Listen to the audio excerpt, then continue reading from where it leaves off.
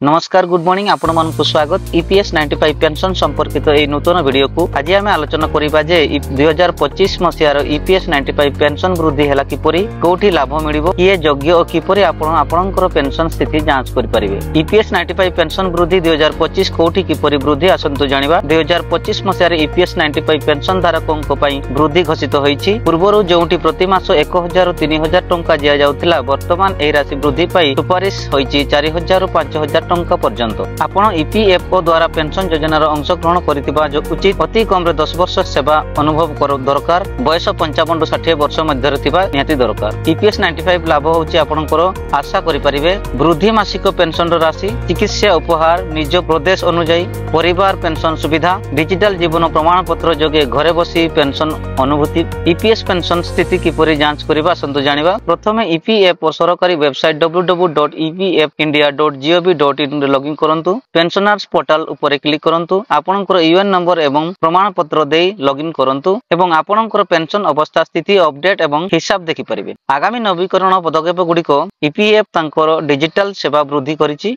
निकटरे एक mobile app थिबा समस्तंक pension तथ्य एवं स्थिति अनुगमन करि परिबे। डिजिटल जीवन प्रमाण पत्र पई फेस ऑथेंटिकेशन व्यवहार आरंभ होई जाईछि जणा पड़िबा परे अधिक लोकंको एई गुरुत्वपूर्ण सूचना देखि परिबा पई एई वीडियो को लाइक शेयर एवं सब्सक्राइब करंतु। कोनोसी प्रश्न थिले तळे कमेंट करंतु। धन्यवाद।